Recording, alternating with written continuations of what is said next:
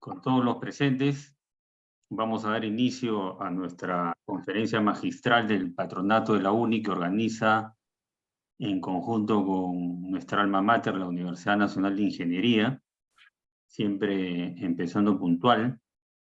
Tenemos hoy día la presencia pues, de nuestro expositor, el señor León Trachtenberg, que va a ilustrarnos sobre un tema importante de la educación.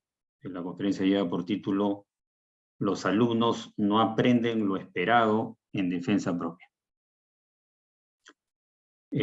Continuando, y también tenemos a nuestros distinguidos panelistas, que después vamos a ver pues, un resumen de sus currículum vitae. Y para empezar pues, con la conferencia, primero vamos a pasar un video del Patronato de la UNI. Adelante, por favor, Armando.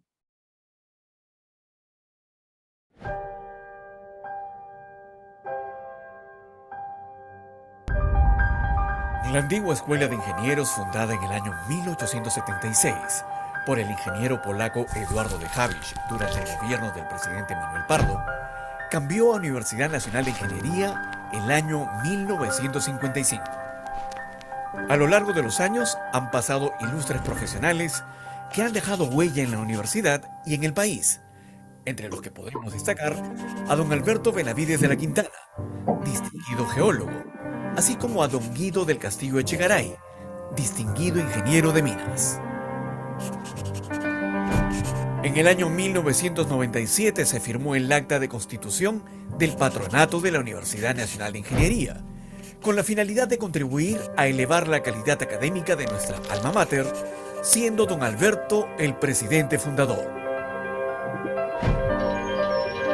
El patronato ha contribuido con muchas obras desde su fundación, bajo el liderazgo de don Alberto, las mismas que continuaron con don Guido del Castillo y ahora continúan bajo el liderazgo del ingeniero Roque Benavides Ganosa, actual presidente del patronato.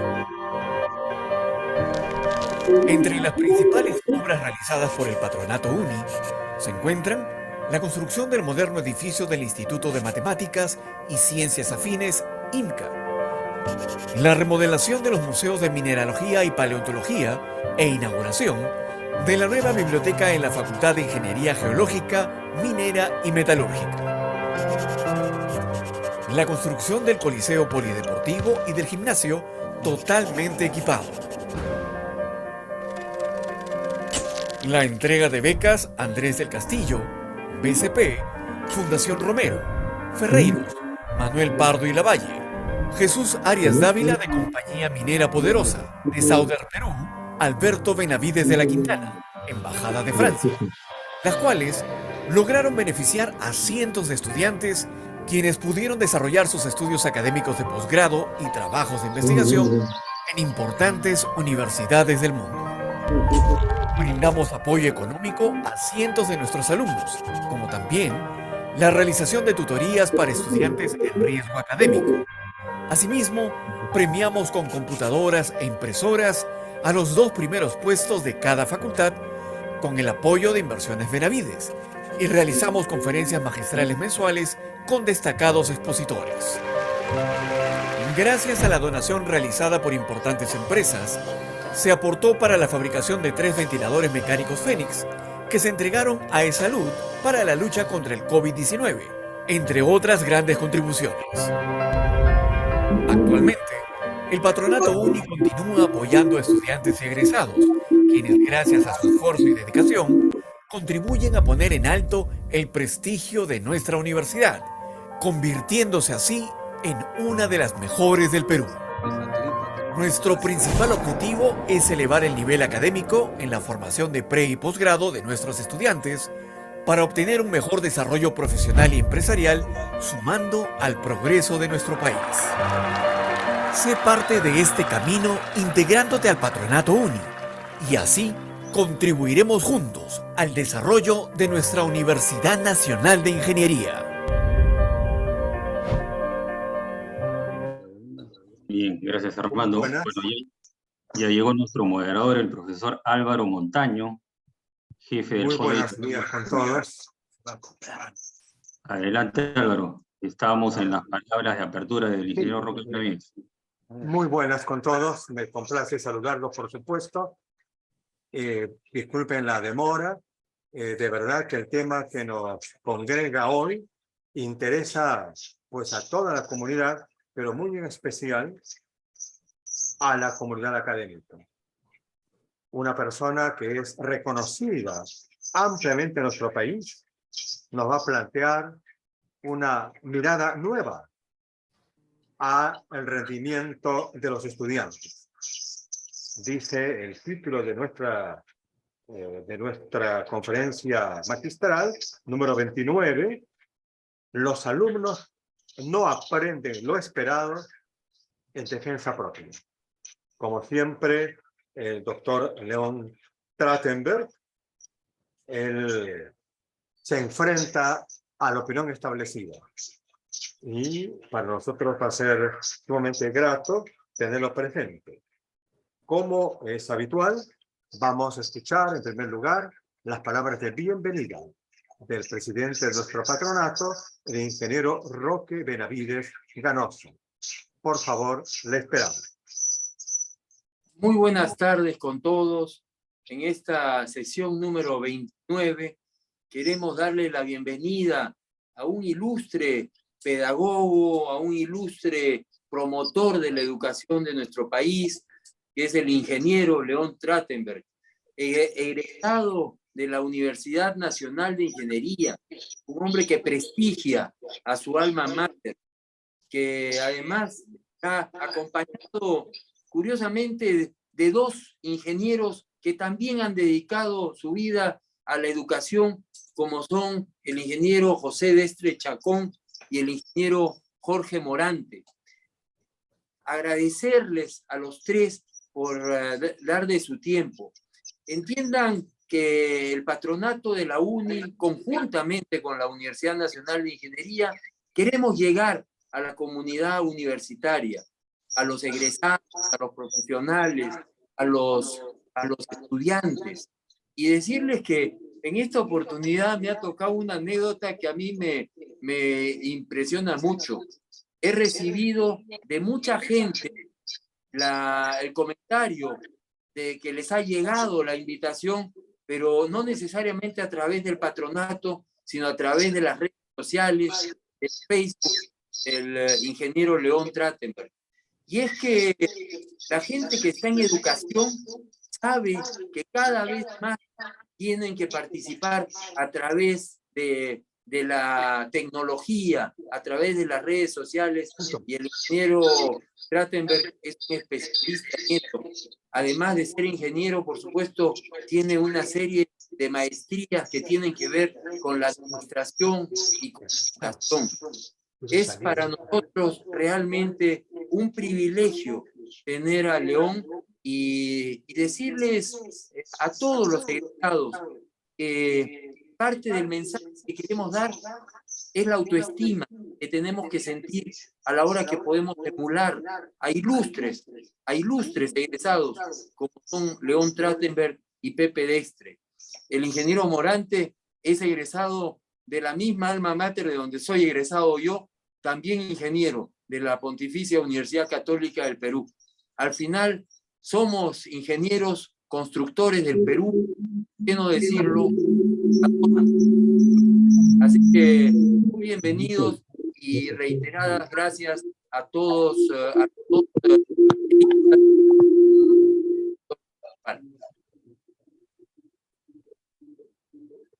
Bueno, muchísimas gracias, ingeniero Roque Benavides. Vamos a presentar, aunque en realidad no necesita presentación, nuestro expositor, el doctor León Trachtenberg, es egresado de las carreras de Ingeniería Mecánica en la UNI, Administración de la Educación en la Universidad de Lima. Álvaro, perdón, parece que no se te está escuchando bien. A ver, un micrófono, Álvaro. Sí, Tengo problemas con el sonido. parece que es la otra conexión.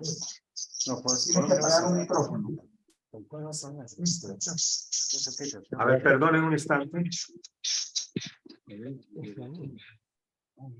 Ya, no sé si ahora se me oye mejor. Ahora sí está mejor. Muy bien. Bueno, estaba yo mencionando la destacada trayectoria del doctor Leon Trachtenberg y en este momento pues vamos a recibirlo. Por favor, doctor Trachtenberg, es un honor para nosotros tenerlo en esta 29 conferencia magistral.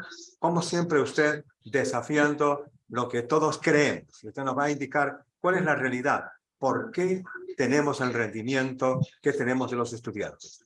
Por favor. Bueno, buenas noches. Muchas gracias por la invitación y que me permite conectarme con públicos diversos, que es una de las cosas tan importantes para nosotros los conferencistas, porque las distintas miradas que vienen desde distintos sectores profesionales nos nutren también a nosotros, los conferencistas que escuchamos intervenciones, preguntas, inquietudes, que son distintas en cada público con el que uno interactúa. Así que en buena hora que podamos tener esta oportunidad también hoy día. Muchas gracias a Roque Benavides por la presentación y el aprecio de todos ustedes. Así que voy a compartir pantalla para que puedan acompañarme en mis comentarios. Yo voy a incidir en la educación básica, que es aquella que yo conozco bien, que domino. Yo no soy profesor universitario ni activista universitario, en realidad, de manera que eso se lo voy a dejar a los panelistas, pero creo que muchas de las cosas que voy a plantear son bastante transversales y cogen, digamos, las realidades de los distintos niveles educativos que tenemos en el Perú. Vamos entonces con compartir la pantalla. Aquí arrancamos con la presentación. Y solamente quiero saber si se ve bien para no tener que Perfectamente, se le ve muy bien. Entonces, bueno, la educación del siglo XX se construye sobre la idea de que las personas nacen y tienen ciertas condiciones de vida en el hogar, después van a la educación inicial, de ahí a la primaria, de ahí a la secundaria, de ahí a la universidad, de ahí hacen su posgrado, obtienen un buen trabajo, un buen nivel de ingreso, un buen nivel de vida, acumulan patrimonio, ahorran y después se jubilan.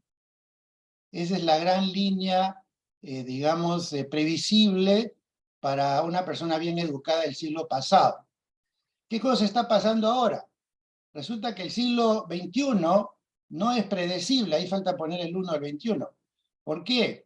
Porque tenemos cada vez más condiciones de disfuncionalidad en los hogares, cada vez más una escuela guiada por estándares que estresa a los estudiantes con exámenes, con tareas, se aburren, alumnos que están en el mundo digital no encuentran en el colegio la respuesta a los retos que ellos buscan, además una serie de condiciones de contexto que tiene que ver con los problemas de las drogas, del bullying, alimentación, la necesidad de terapias psicológicas. Ya la escuela no alcanza para ser el gran canal de formación exitosa a los estudiantes. La universidad cada vez tiene más alternativas con las cuales diferenciarse o competir. Hoy en día tenemos muchas posibilidades de carreras modulares para menores tiempos, espacios más flexibles, sobre todo con la educación virtual, cursos universitarios como Coursera o edX que permiten que desde cualquier parte del mundo uno vaya llevando cursos de las universidades de primer nivel en el mundo. Hay la posibilidad de diplomarse en una serie de habilidades tecnológicas que permiten acceder al mercado de trabajo, otorgadas por las grandes empresas de high-tech como Google, Microsoft, Amazon. Hay universidades innovadoras que no les importa tanto el título que dan, sino la formación que dan, etc. Y hay en el mundo del trabajo mucha escasez de empleo para todo el que quiere trabajar, hay inestabilidad laboral, la automatización está creando desempleo, hay un desencuentro entre la oferta y la demanda laboral, los ingresos de la clase media están cayendo, y mucho más los de los niveles socioeconómicos más bajos, y la jubilación para los que tienen acceso a ella es bastante limitada. Y entonces uno se pregunta si la educación del siglo XX, que respondía a esa línea que mencioné al principio, es la misma que se requiere para este otro siglo, en el que el escenario es totalmente distinto, las demandas distintas, las realidades distintas, y las posibilidades de los estudiantes también distintas. Y esto ha dado por resultado, este desencuentro entre oferta y demanda ha dado lugar a esto, que cada vez más las grandes empresas se quejan de que no consiguen en el mercado mundial el talento que necesitan para cubrir las plazas que ofertan. Un dolor de cabeza tremendo para los gerentes de recursos humanos es encontrar el talento que haga juego con lo que la empresa necesita. Y lo que estamos viendo es, fíjense ustedes cómo conforme pasan los años, son más y más las empresas que se quejan que no encuentran el talento profesional y académico que necesitan. ¿Y de qué se quejan? En términos generales, que los postulantes o los trabajadores profesionales no son confiables, no son disciplinados, tienen escasa resiliencia para superar frustraciones, tienen un escaso razonamiento crítico, les cuesta trabajo resolver problemas nuevos, son pocos creativos, poco originales, y todo esto tiene que llevarnos a preguntarnos, bueno, ¿qué está pasando con la educación que está generando esta brecha con lo que esperan los empleadores de los posibles empleados, o con los socios para empresas que están buscando asociarse con profesionales para hacer startups y cosas por el estilo? Y aquí les he hecho un resumen de las principales quejas que vienen de los principales actores de la educación. Los empresarios y los empleadores se quejan de que a los profesionales, a los que se ofrecen para trabajar, les falta pensamiento crítico, capacidad de investigación, habilidades blandas, resiliencia y fortaleza socioemocional para enfrentar situaciones de estrés, para situaciones que requieren una fortaleza emocional particular, y en el mundo de la empresa de hoy, el estrés es una de esas variables que está omnipresente. Les falta habilidades prácticas en el sentido de meter la mano, hacer prototipos y no limitarse solamente a las habilidades conceptuales o teóricas. Les falta habilidades de comunicación tanto en el mundo presencial como el digital. Aprender a disentir sin pelear, a sumar en lugar de competir, a confrontar a los superiores cuando no están de acuerdo con ellos para aportarles su saber. Tienen dificultades de adaptarse a un entorno no académico del que corresponde al mundo del trabajo, o sea, encuentran que hay una brecha entre lo que traen de la vida universitaria y lo que se requiere en el mundo del trabajo. Poca autonomía, poca iniciativa para poder identificar problemas, resolverlos y eventualmente inventar soluciones nuevas y creativas, y una dificultad de gestionar entornos complejos, como que la formación está hecha por casilleritos y cuando tienen que articular todos los casilleros no saben cómo hacerlo y no pueden lidiar con la complejidad.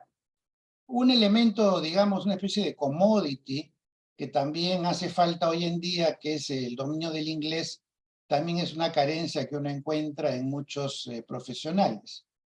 Por otro lado, los catedráticos universitarios se quejan de los egresados de la secundaria. ¿Qué dicen?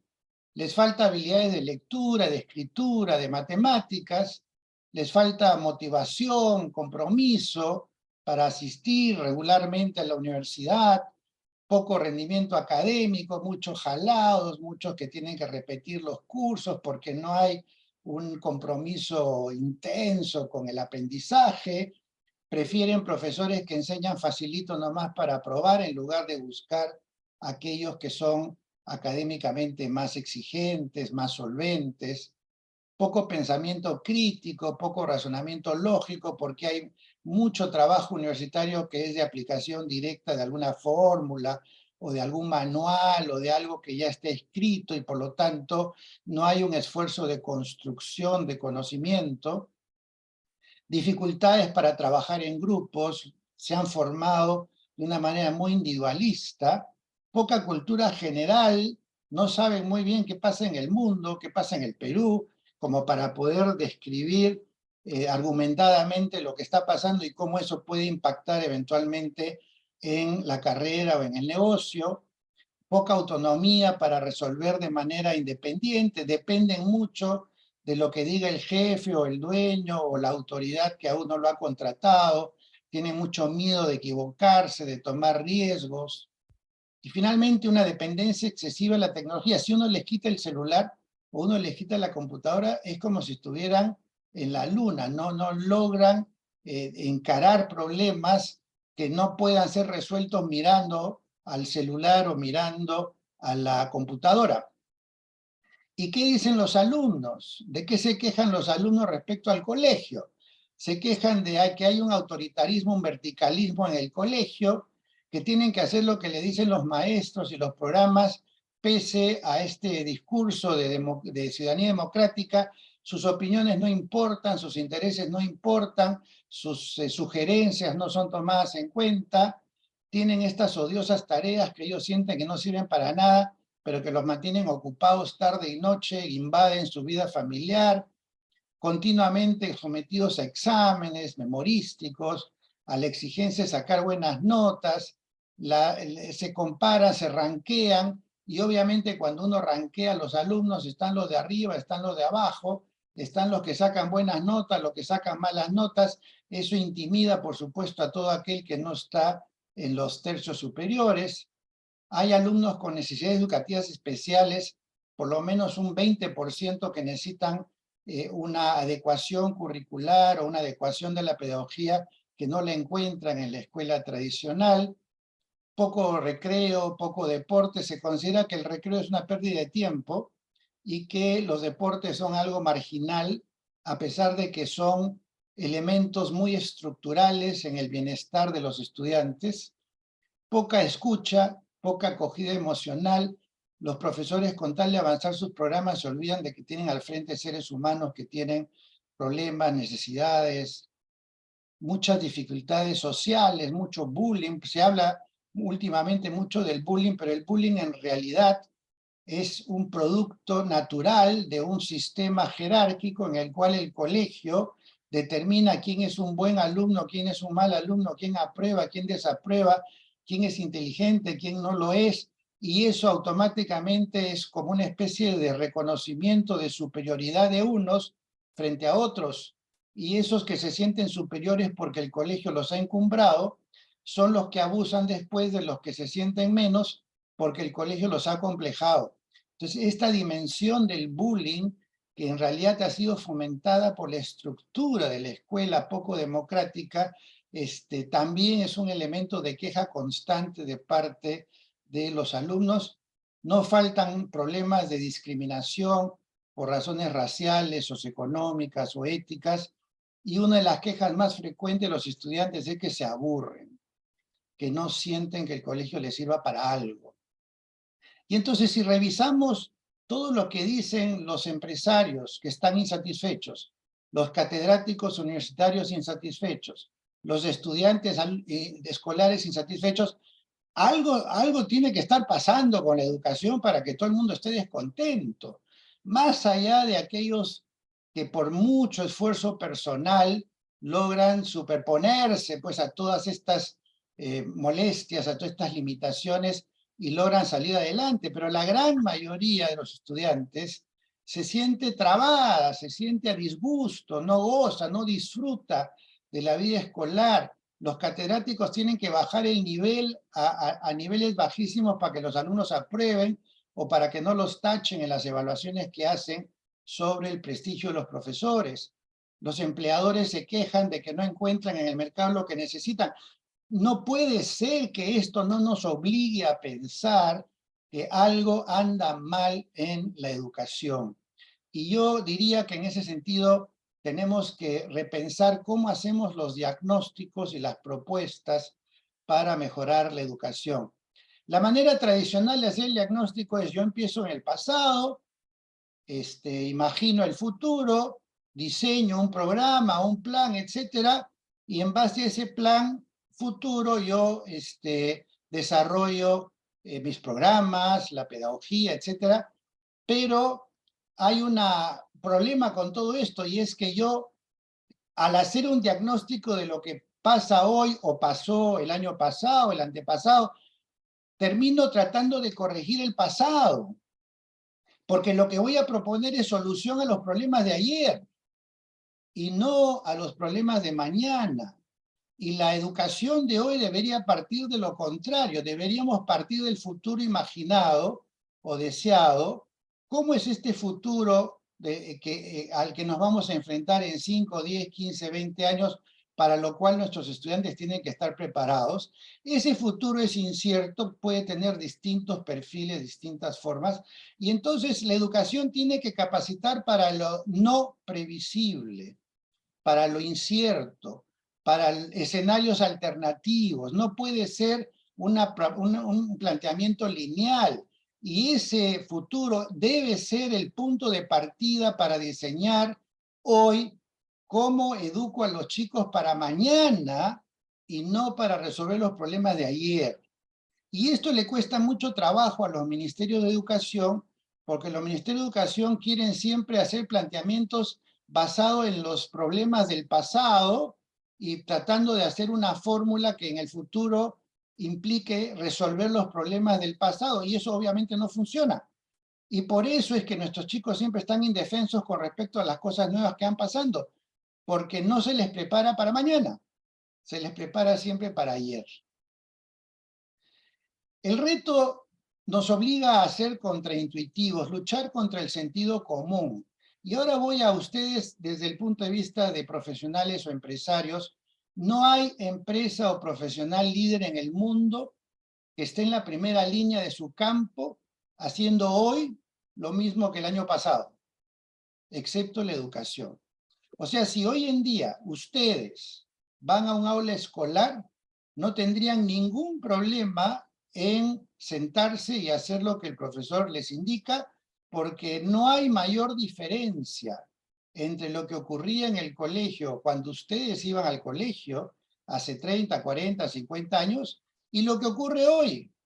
Y yo les pregunto, ¿hay alguna empresa en el mundo que puede estar en primera línea haciendo hoy lo mismo que el año pasado? Si hacen lo mismo, dejan de estar en primera línea, porque quiere decir que no aprenden de lo que ocurre en el contexto de la investigación, en la tecnología, en la economía, en las circunstancias políticas, en el mundo de los impuestos, de la competencia. Si uno no está mirando todo el tiempo lo que pasa y replanteando sus propuestas año a año, uno se va quedando regado en el camino. Todo eso menos en educación. En educación parece que no hay ningún problema con que sigamos haciendo hoy lo mismo que hacíamos hace 25 y 50 años. Tan es así que en no pocos colegios del Perú siguen usando libros como el de Coquito para enseñarle a los chicos a leer y escribir, porque sienten que les da más seguridad que lo que les están pidiendo hoy en día en las distintas propuestas que no tienen realmente mucho sentido innovador. Y algo que hay que tomar en cuenta es que si algo funcionó bien en el pasado, es probable que no funcione bien en el presente y el futuro. Porque de alguna manera, si funcionó bien en el pasado, funcionó bien en ese contexto, en esa época, en esas circunstancias, con ese mundo económico, tecnológico, político, y si respondió bien a ese momento, que no es repetible, porque hoy día no se está repitiendo ese momento, entonces seguir haciendo lo que hice entonces solamente me está diciendo que no la estoy haciendo las cosas bien, porque el contexto de hoy es distinto. Y entonces esta inercia educativa, esta necesidad de seguir haciendo hoy lo que se hacía antes, es el principal enemigo que tiene la educación en el mundo, diría yo, y por supuesto en el Perú también. Voy a tratar de mostrarles un par de ejemplos de qué significa ser contraintuitivos, ¿no? Por ejemplo, ¿qué le aconsejaría al estudiante y a sus padres si usted recibe el boletín de su colegio que les informa lo siguiente? El alumno tiene promedio 11 en matemáticas y 19 en arte. ¿Qué hace el común de los padres y profesores? Obviamente le dicen al alumno, oye, tienes que mejorar en matemáticas. ¿Qué debería hacerse hoy en día? Decirle, oye, eres brillante en arte, así que ¿qué tal si abrimos más oportunidades para que cultives más tu talento en el arte? Porque tu éxito no va a depender de las áreas débiles. Tu éxito va a depender de que seas capaz de construir sobre tus fortalezas. Pero la escuela tradicional va a seguir diciendo, preocúpate del 11, no te preocupes del 20, o preocúpate del 11. Otro ejemplo, ¿quién tiene más potencial para llegar más lejos en su educación superior? Un alumno que saca promedio 17, por ejemplo, porque promedia 16, 17, 17, 18, o sea, casi todas sus notas son alrededor de 17, o un alumno que saca promedio 15, pero puede sacar 11 en un curso y 20 en otro, 3 en un curso y 20 en otro. ¿Quién es una mejor promesa para llegar lejos en la educación? ¿Aquel que es una persona de perfil constante, continuo, etcétera, o aquel que cuando quiere llega al límite superior de lo posible? ¿Qué quiere decir? Que con la debida motivación va a llegar mucho más lejos que el colega que siempre saca promedio 17 haciendo más o menos lo mismo en todos los cursos. Otro ejemplo, ¿quién saca más provecho de sus lecturas? ¿Aquel que lee un libro a la vez, de principio a fin? ¿O aquel que puede leer 3, 4 libros a la vez, extrayendo capítulos, empezando a leer desde el final, empezando a leer de un capítulo intermedio porque le llama la atención, etcétera? ¿Quién tiene una mente con un horizonte más amplio para poder integrar los saberes que vienen de distintos autores y de distintas disciplinas? Aquel que anda con anteojeras en una sola área, en una sola actividad, en una sola línea, o aquel que simultáneamente está tratando de integrar aquello que viene de distintas fuentes. ¿Qué alumno está mejor preparado? ¿Aquel que estudia literatura y solamente literatura? ¿O aquel que le encanta la literatura, pero también lee sobre psicología, sobre filosofía, sobre economía, sobre física? ¿Quién está mejor preparado? Y entonces, como verán ustedes, cuando uno empieza a preguntarse estas cosas, cuando menos tiene que repreguntarse o repensar si lo que estamos acostumbrados a hacer tiene que seguir haciéndose tal cual, o si no es hora ya de empezar a mirar de una manera distinta lo que es el aprendizaje. Y en ese sentido, yo no sé cuánto tiempo me va a quedar, pero tengo una gran cantidad de ejemplos de cómo estamos haciendo hoy algo que según la ciencia, la psicología, ya no tiene mucho sentido. Aquí van algunas. Yo tengo anotadas 30, pero voy a mencionar solo algunas para que quede tiempo. Primero, el alumno aprende cuando él quiere y no cuando lo quiere el profesor. Y para que él quiera aprender, tiene que activar su curiosidad y su capacidad de exploración, y eso requiere sentir placer. Hay una hormona de la dopamina, que es aquella que hace que el cerebro se estimule y que sienta placer. Y la que limita el placer es la que intimida al alumno, la que estresa al alumno. En otras palabras, ¿quieres que el alumno aprenda? Que disfrute de lo que está estudiando y no que se sienta estresado. Cuando el profesor prepara un programa sin tomar en cuenta a los alumnos lo que les gusta, lo que les apasiona, lo que les interesa, lo único que está haciendo es poniendo un dique para su aprendizaje en lugar de estimularlo. En segundo lugar, muchas veces se piensa que cuanto antes mejor.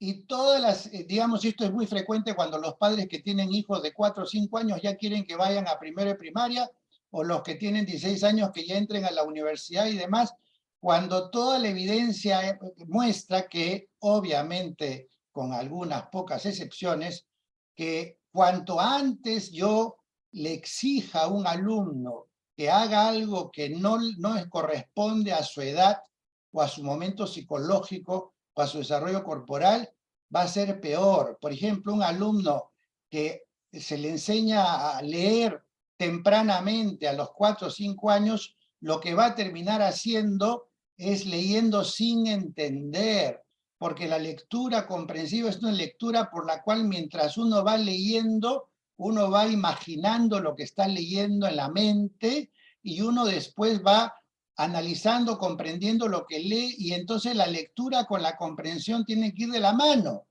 ¿De qué me sirve que un alumno aprenda a leer si no entiende lo que lee? Pueden aprender a leer a los 4 años, pero después se quejan de que a los alumnos no les gusta leer, que no disfrutan de la lectura y que no entienden lo que leen. Y eso lo evidencian todas las pruebas que toma el Ministerio de Educación, donde se denota que los alumnos no saben leer, no entienden lo que leen.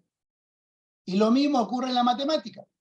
Los chicos pueden mecanizarse tempranamente con la matemática, pero ¿qué hace un alumno cuando se enfrenta a algo para lo que no está preparado? Memoriza, se mecaniza. Miren, yo suelo hacer un ejercicio muy sencillo con los alumnos de primer grado en matemáticas, y creo que se van a dar cuenta a qué me refiero.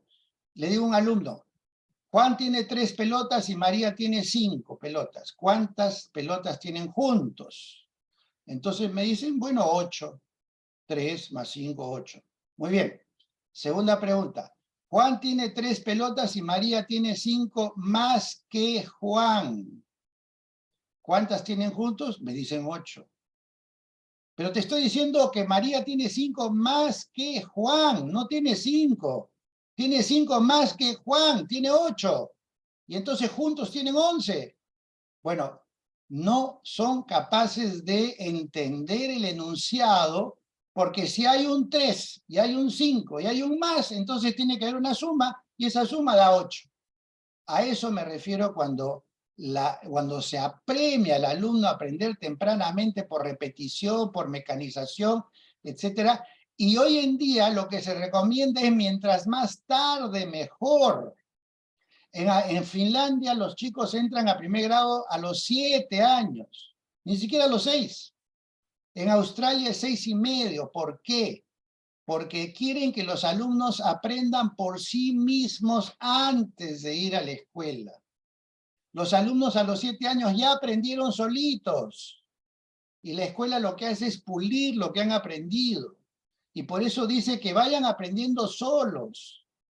Porque el alumno solo va a aprender a leer fácilmente, porque va reconociendo los letreros de la calle, porque va preguntando cómo se escribe esto, cómo se escribe el otro, qué dice aquí, cómo se escribe mi nombre, cómo se escribe tu nombre, etc. El alumno va construyendo, aprendiendo, y entonces, cuando ya tiene una buena noción de lo que es el texto escrito, si va a la escuela va a lograr mucho mejor aprendizaje que si simplemente lo ejercitan desde los 3, 4 años, porque los padres están apurados para que el niño rápidamente aprenda a leer, escribir y demás, porque daría la impresión de que eso es sinónimo de inteligencia, de éxito y todo lo demás, cuando la evidencia muestra todo lo contrario.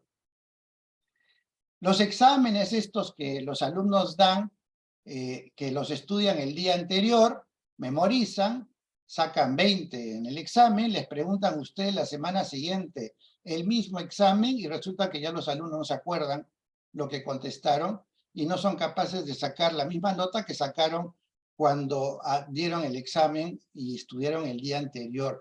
Es decir, si un alumno puede sacar una buena nota el día del examen anunciado, y si yo le tomo el examen, el mismo examen, sin anunciarlo, un mes después o 2, y el alumno no es capaz de sacar una buena nota, lo que me está diciendo eso es que en realidad no aprendió nada.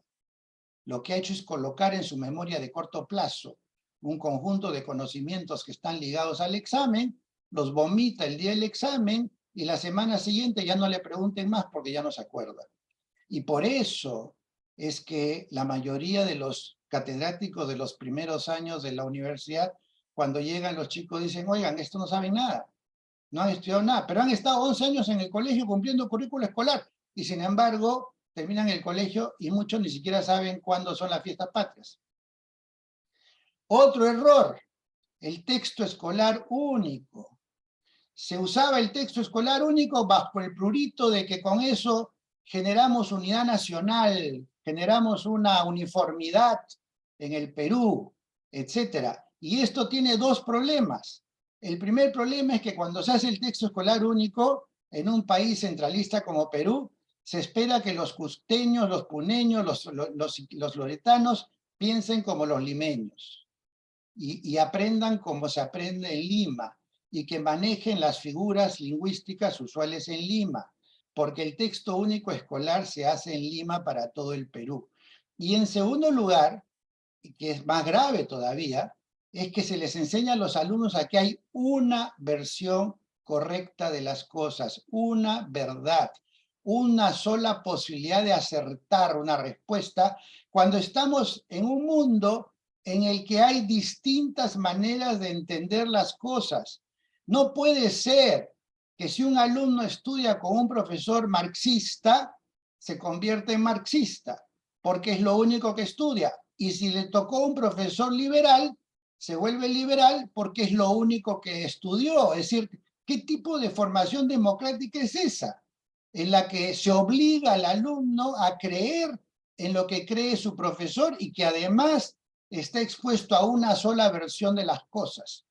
Cuando lo que queremos en realidad es que el alumno aprenda a ver los distintos puntos de vista respecto a materias polémicas y él vaya construyendo su opinión después de un arduo debate, obviamente, con sus propios compañeros, y no simplemente porque el profesor lo dijo, es lo correcto. El Perú ha pagado un precio muy alto a esta forma de aprender por parte de los alumnos a ciegas, dogmáticamente, lo que los profesores les traen como la verdad en la que creen. Y yo diría que no poco de lo que tenemos hoy, de una cantidad de gente que tiene simpatía por gente que ha delinquido, tiene que ver con el hecho de que no son capaces de analizar y tomar una posición propia sobre las cosas, sino más bien se guían por slogans o por vinculaciones emocionales que impiden hacer un análisis crítico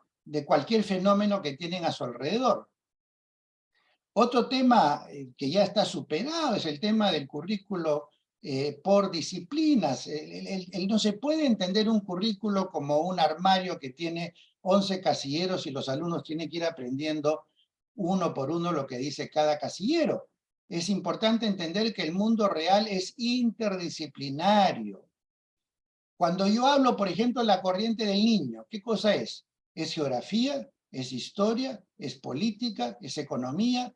¿Es química? ¿Es física? ¿Es literatura? ¿Es religión? ¿Qué cosa es? Cuando yo hablo, por ejemplo, de una epidemia, ¿qué cosa es? Cuando hablo del cáncer, ¿eso qué cosa es? ¿Es química? ¿Es bioquímica? ¿Es psicología? ¿Es economía? ¿Es vida familiar? ¿Es políticas públicas? ¿Es un problema psicológico? Es decir, ¿cómo podemos pretender que los grandes problemas que los alumnos van a enfrentar, enfrentan y van a enfrentar, son unidisciplinarios? O sea que cualquier tema que tiene que ver con la historia es solo historia. Cualquier tema que tiene que ver con la física es solo física. Cuando el mundo no es así y los alumnos sienten que lo que le dan en el colegio no les sirve. ¿Por qué?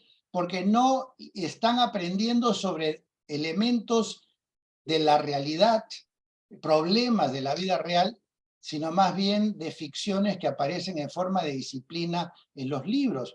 ¿Cuáles son los principales problemas del Perú en cualquier encuesta? Corrupción, desempleo, pobreza, contaminación ambiental, delincuencia, tránsito insoportable. Dígame, ¿a dónde en el currículo está eso? ¿Dónde está eso? Y entonces, si no está en el currículo, ¿qué cosas están aprendiendo los alumnos? Por eso es que yo insisto tanto en esta conexión entre la escuela y la realidad, y eso pasa por estudiar problemas de la vida real de manera interdisciplinaria y no simplemente la clásica física, la clásica literatura, la clásica historia, que desubica al alumno con respecto a los problemas de la realidad. Por otro lado, usar textos escolares y las clases de los profesores casi siempre están basadas en enseñar lo que se conoce de la física, lo que se conoce de la economía, lo que se conoce de la literatura, pero todo lo que se conoce corresponde al pasado. Es muy interesante estudiar la Segunda Guerra Mundial, pero no la van a vivir nuestros alumnos van a vivir la Tercera Guerra Mundial, si es que va a ocurrir. Y entonces no tiene más sentido que los alumnos discutan la Tercera Guerra Mundial en el colegio y que no se limiten a estudiar la Primera y la Segunda, que ya pasaron y respecto a las cuales no pueden hacer nada. Respecto a la Tercera Guerra Mundial pueden hacer muchas cosas, dependiendo del rol que les toque, dependiendo de cómo la entienden, dependiendo de cómo ellos analizan lo que va a pasar en el mundo en ese caso. Pero, nuevamente, ¿dónde tienen ellos la oportunidad de estudiar el futuro en lugar del pasado? Me pregunto, ¿en qué universidad, ahora voy a hablar un poco de la universidad, ¿en qué universidad les enseñan a los estudiantes el problema del desempleo? ¿En qué universidad les enseñan a los que estudian arquitectura, a los que estudian ingeniería, a los que estudian medicina, a los que estudian economía? Decirles, ¿saben qué? La probabilidad de que ustedes no encuentren empleo es alta. En este mundo la competencia no es solamente entre pares peruanos. Ustedes están compitiendo con todos los profesionales del mundo que están interesados en el mismo empleo que les interesa a ustedes. ¿Cuál es su ventaja comparativa? ¿Cuál es la posibilidad de que ustedes encuentren empleo? ¿Qué harían ustedes si no encuentran empleo? ¿De qué manera la formación de ustedes está contribuyendo o no a que no pongan todos los huevos en una misma canasta? Es decir, darle a los estudiantes una posibilidad de vivir experiencias realmente muy confrontadoras de la realidad y no vivir en estas ficciones orientadas al pasado de las que no van a sacar realmente mucho provecho.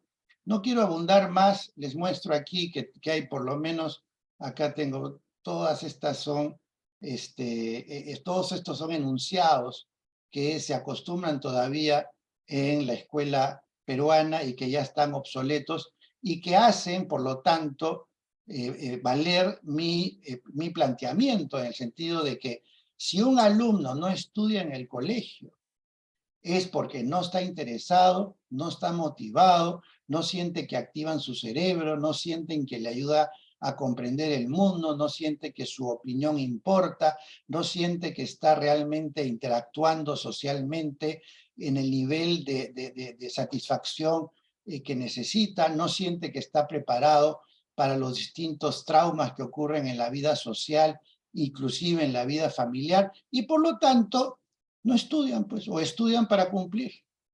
¿Cuántos de ustedes que han enseñado a estudiantes no saben o no han visto que hay una enorme cantidad de estudiantes muy competentes, muy capaces, que se conforman con lo que antes se llamaba, pues, nota 13, 14, 15. En las reuniones de profesores decían, oye, pero este alumno es muy capaz, no sé por qué no estudia.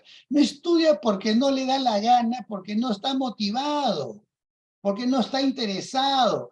Y para que no lo fastidien, no se va a dejar jalar. Pero eso no quiere decir que está poniendo en juego todas sus capacidades para lograr el máximo de lo que su capacidad permitiría. Eso es lo que debiera preocupar a los digamos, hacedores de política en materia pedagógica, en materia educativa. Y entonces, claro, si se aborda la educación con paradigmas obsoletos, tiene todo sentido que los estudiantes no aprendan lo esperado en defensa de su aspiración. Sienten que no aprenden, aspiran a aprender. Sientan que no se explota sus talentos, sienten que no disfrutan de su vida escolar, se sienten desubicados en el mundo en el que viven, sienten que su opinión y preferencias importan muy poco y no están listos para ejercer su ciudadanía plena. Ellos aspirarían a todo lo contrario, que es lo que aquí he listado en esta lámina. De tal manera que cuando uno culpa a los alumnos de que no estudian porque son flojos, porque son vagos, porque no tienen mayor digamos, esfuerzo, me parece que se está haciendo un planteamiento no solamente injusto, sino inútil, porque pensar así no resuelve el problema de tener una mejor educación. Y para terminar, algunos consejos a aquellos padres de familia que nos están viendo en esta transmisión.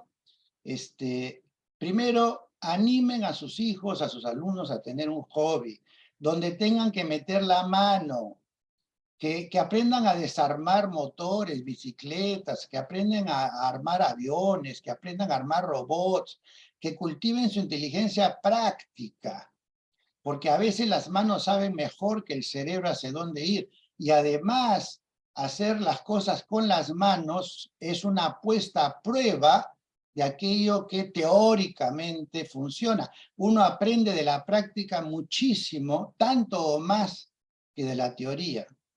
Cuiden la salud mental de sus hijos, de sus alumnos. Cuiden su inteligencia emocional. En otras palabras, cuando detectan que los alumnos tienen algún problema, trauma o lo que fuera, acógenlos, escúchenlos, anímenlos, acompáñenlos.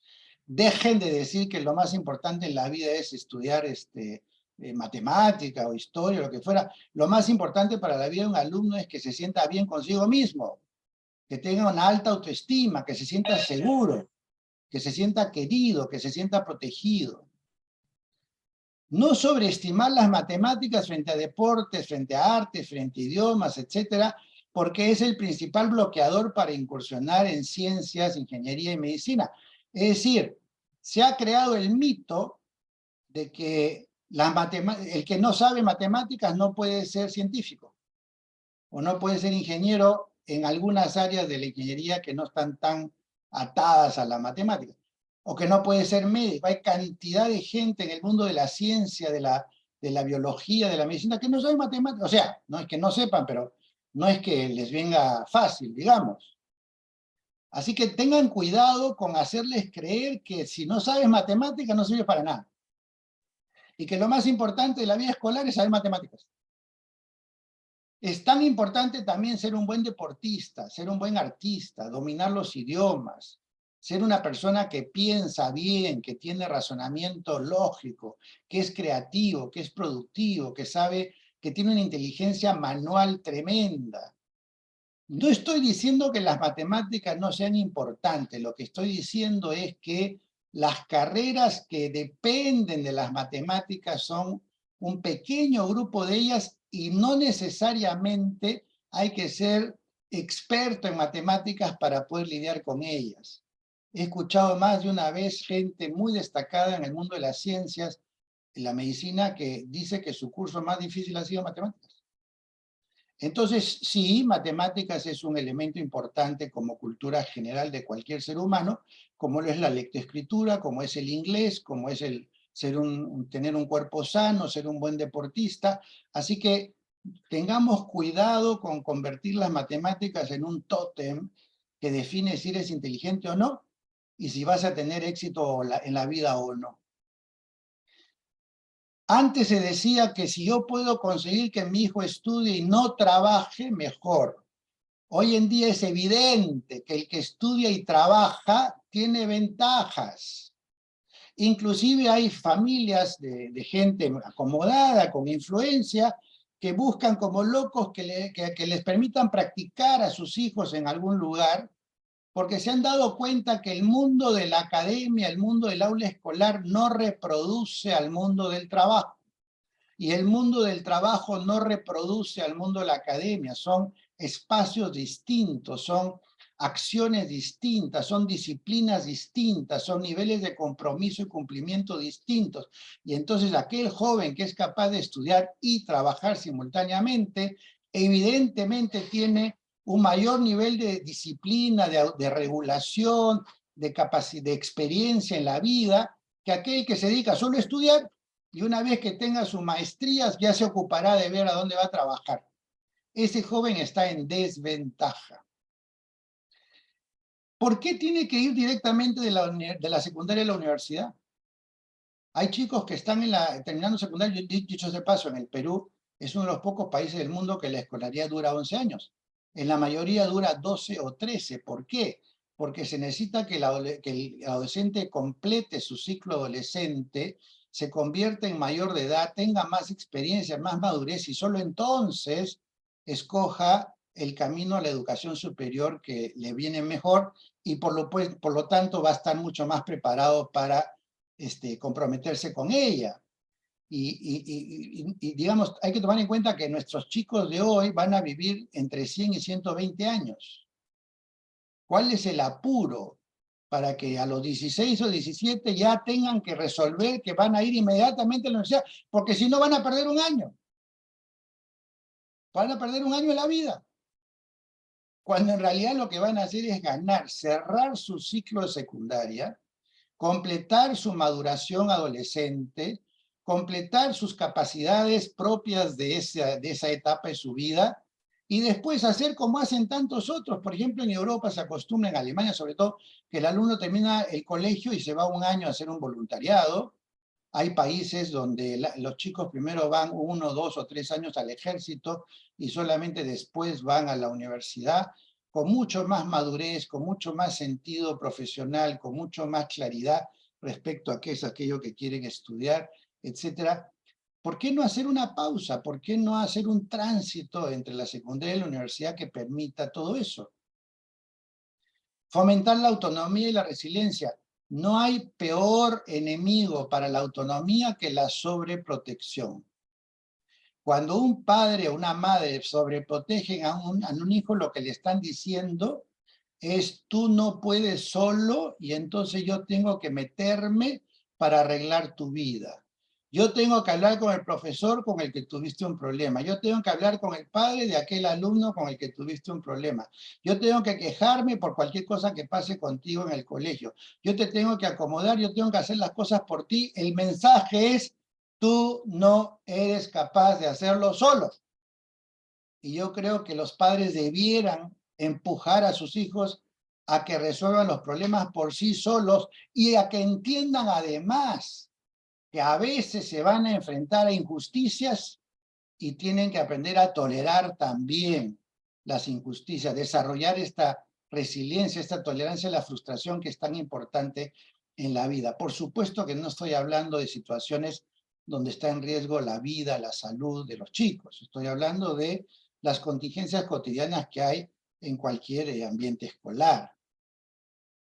Mucha empatía, que los chicos aprendan a aceptar la diversidad, que aprendan a aceptar que todos somos distintos, que aprendan a ser compasivos, generosos, amables, que entiendan claramente que lo que le pasa al otro hoy, mañana me puede pasar a mí, que la convivencia humana depende de nuestra capacidad de tolerarnos, de querernos, de acompañarnos, de trabajar juntos, de buscar soluciones compartidas a los distintos problemas que enfrentamos en la vida.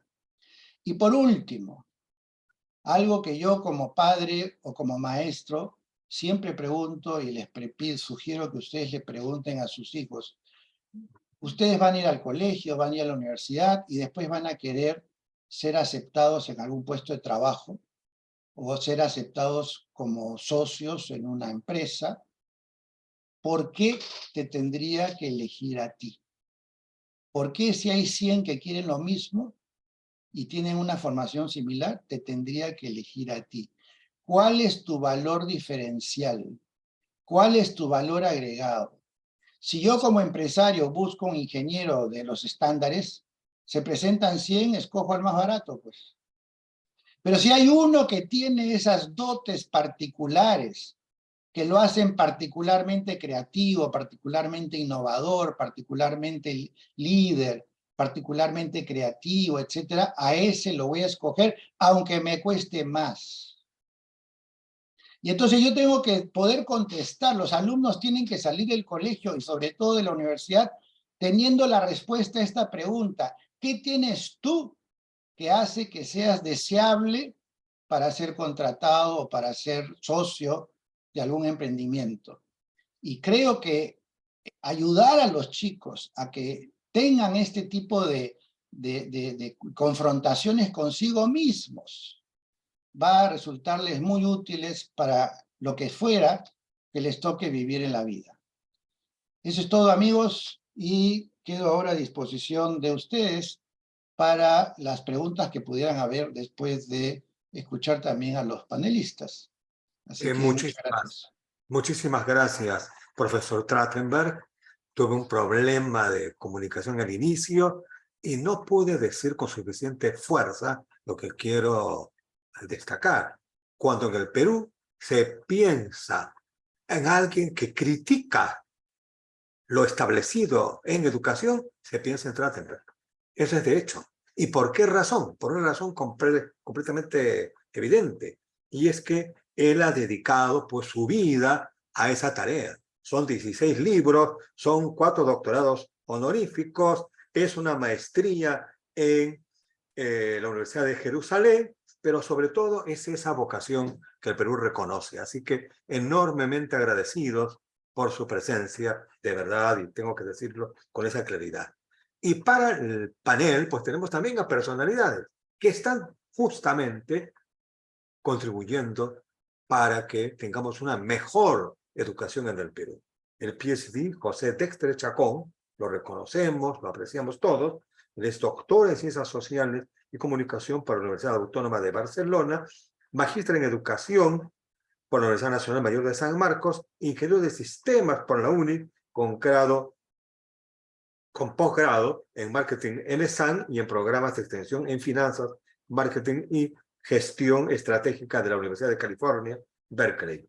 Es expresidente y actual director de la Federación de Instituciones Privadas de Educación Superior, FIPES, miembro del Consejo Directivo del Consejo Privado Anticorrupción, exsecretario ejecutivo de la Red de Asociaciones Latinoamericanas y Caribeñas de Universidades Privadas, REALCUP, ex miembro del directorio de la Confederación Nacional de Instituciones Empresariales Privadas, CONFIEP, profesor principal y exdecano en la Facultad de Ingeniería de la Universidad Científica del Sur, y ha publicado recientemente, acaba de publicar, Alegatos de la Educación Peruana.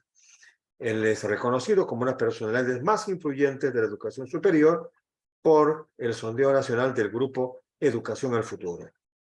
Doctor Dexter, tenemos un gran gusto en escucharle. Por favor. Muy buenas noches. Muchas gracias, Álvaro. Buenas noches con todos. Voy a ayudarme con una presentación. Quería primero, efectivamente, además de saludar a León y a todos los presentes, felicitar por la exposición que acabamos de escuchar, que efectivamente toca con mucha claridad la formación personal, ¿no? Esa formación personal que le corresponde a la educación como sistema y que va desde la básica a la superior, complementando y felicitando también creo que son como 300 personas que están escuchando, felicitar que toquemos y que el patronato de la UNI toque la problemática educativa y que haya ese interés en escuchar. Desde mi perspectiva, yo creo que la educación vive, ¿no?, un momento de crisis que genera un problema estratégico a nuestra sociedad. Y entonces voy a complementar esta visión que ha dado León en relación a la formación personal tocando otros dos aspectos, ¿no? Otros dos aspectos que digamos, muestran esta problemática educativa de nuestro país y que ustedes tengan la posibilidad de preguntarse si realmente tenemos un modelo que es viable, si realmente la educación de nuestro país está contribuyendo a que tengamos una sociedad en armonía, a que tengamos una sociedad que logre sostenibilidad, ¿no? Creo que es algo que tenemos que preguntarnos y que a partir de ahí, como ha dicho León hace un rato, efectivamente podemos crear nuevos modelos, podemos innovar, porque si no nos cuestionamos, entonces seguimos repitiéndonos. Y nuestro país viene repitiendo un modelo educativo de hace por lo menos 3, 4 décadas que no logra solución. No logra solución sobre todo a dos problemas importantes. La corrupción, ¿no? Cómo cambiamos esa tara cultural de nuestra sociedad. La corrupción no se resuelve con el curso de educación cívica. La corrupción, ¿no es cierto?, en la construcción de valores, y en este caso la honestidad, implica una educación en el ejemplo. Y lo que nosotros tenemos desde hace 3 décadas, por lo menos, 2 décadas graves, ¿no?, es que todos los líderes son corruptos, desde los presidentes hasta los líderes mediáticos. Y entonces la corrupción se generaliza, porque la honestidad no te brinda nada. Y si no te brinda nada, ¿por qué vamos a pensar que es un valor? ¿No? Y tenemos otro problema complicado, yo digo en retirada, ¿no?, que es el racismo.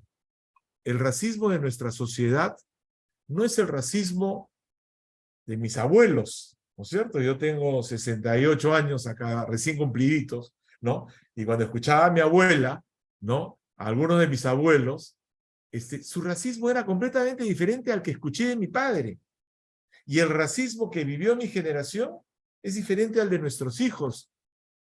Y Dios quiera que el racismo de nuestros nietos sea inexistente en nuestra sociedad.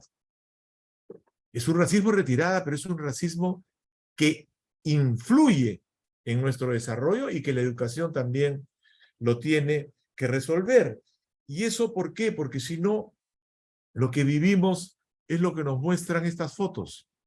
Fotos de hace 30 años, ¿no es cierto? Cuando yo entro a la universidad y los que estamos acá de la uni, veíamos esa foto de la izquierda, esos afiches de la izquierda con mucha facilidad, ¿no? El FER Sendero Luminoso. Y si vamos a la uni, Sendero sigue existiendo, ¿no? Y Movadef sigue existiendo. Y abajo tenemos la masacre de Lucanamarca, pero a la derecha tenemos violencia actual, ¿no? La violencia que incendia campamentos mineros. Entonces, ¿qué es lo que nosotros como educación tenemos que buscar, ¿no? Tenemos este reto disruptivo que es formar ciudadanos transformativos, donde León nos ha dado una serie de información sobre cómo los padres y cómo la escuela en la educación básica tiene que actuar. Pero efectivamente señalaba, hay un reto para la universidad, ¿no? Hay un reto para la universidad. En el colegio, nuestro sistema educativo se preocupa de formar un ciudadano. Sería muy difícil, ¿no es cierto?, que el colegio logre y tenga estrategias para que ese niño quiera a su sociedad, para que ese niño cuando escucha el Perú solo exporta corruptos, ¿no? El Perú es una tragedia, el Perú no sirve para nada, en la casa o en el colegio tengan la oportunidad de disfrutar a su sociedad, de conocer, de viajar, de hacer un campamento en una zona de las diferentes regiones de nuestro país, de salir a conocer Lima, ¿no? Lima ha crecido una barbaridad, y yo recuerdo que cuando conocí ingeniería, cuando fui a comprar mi prospecto a la uni y conocí Caraballo cuando recién, ¿no es cierto?, a los 18 años, Fernando Lecaro nos mandó a hacer un trabajo en el curso de Ciencias Sociales. ¿Cuántos de nuestros hijos conocen Lima, conocen el Perú? Entonces, pero el tema es que cuando se hacen ciudadanos, es en la educación superior. Y en la educación superior, realmente nos preocupamos de ello. Todas las universidades se preocupan de ello. En la educación superior, estoy concentrado de repente en que sea un excelente médico, que sea un excelente ingeniero, que sea un excelente biólogo. Pero como me dijo alguna vez Constantino Carvalho, ¿de qué sirve formar un excelente ingeniero si va a ser un miserable? ¿De qué sirve? ¿No? Entonces, requerimos que la educación superior, que tiene la responsabilidad de la ciudadanía, efectivamente tenga una propuesta en ese sentido, ¿no? Y ahí se vincula nuevamente a lo de León. O sea, ¿cómo, cuando nos hablaba de pensamiento crítico, cómo está formándose nuestra sociedad? ¿Cómo se educa en nuestra sociedad? Él ya lo señaló, ¿no? En un colegio, quien tiene la verdad es el profesor. Eso es lo que se da. Y en la universidad se repite, porque nuestra sociedad está educada para ello. ¿Por quién vamos a votar? Estamos esperando que aparezca el caudillo, el Mesías, el Salvador, ¿no es cierto? Y la gran mayoría de la sociedad va a un proceso electoral en esas condiciones. ¿Hay búsqueda de la verdad? ¿No? La universidad, cuando como bien señalaba también León, y dice, los alumnos no leen, me dicen los profesores en la universidad. Los alumnos no leen.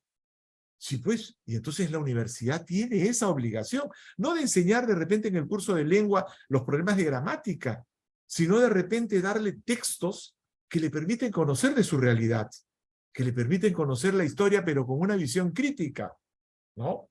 Que le permitan conocer qué cosa es efectivamente esa globalidad, ese mundo en el que vive. Y hay un punto que pongo en esta transparencia, recogiendo lo que Pérez Díaz en un libro señala, ¿no? Esa diferencia que hay entre el estudiante latino y el estudiante americano, ¿no? El estudiante americano,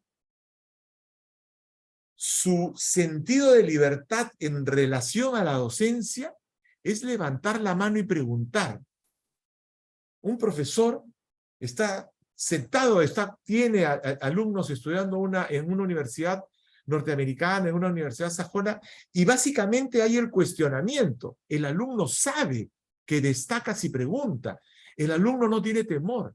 Pero el estudiante latino, y él lo señala particularmente en España, al contrario, él pone, digamos, una distancia con el docente.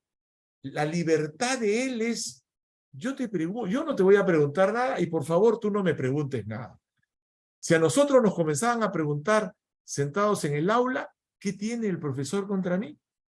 ¿No es cierto? Y si el alumno comienza a preguntar mucho, me comienza a fastidiar como docente, ¿no? Y entonces tenemos una educación en la cual efectivamente el poner en cuestión a la autoridad, ¿no? No es un hábito nuestro. Por el contrario, uno le pregunta a cualquier ciudadano de nuestro país y es el Estado. Es que el Estado es una desgracia. Es que el alcalde es una desgracia. Es que el congresista es una desgracia. Pero ¿quién lo eligió? Lo elegimos nosotros. ¿No es cierto? Y entonces, ¿qué pasó con nuestro ejercicio ciudadano? ¿Cuándo nos ponemos a cuestionar, ¿no? ¿En qué hemos fallado nosotros para ello? Otro tema que me parece importante, digamos, que nos transmitir en esta reunión es, yo decía hace un rato, hablamos de corrupción, hablamos de racismo y una serie de temas de valores, pero ¿quién es el referente para millones de niños y adolescentes? De los 9 millones aproximadamente que están en la educación básica, más de 6 millones, 7 millones, si no recuerdo mal, casi es el 80, 70 y pico %, ¿no es cierto?, están en la educación básica pública, en colegios públicos.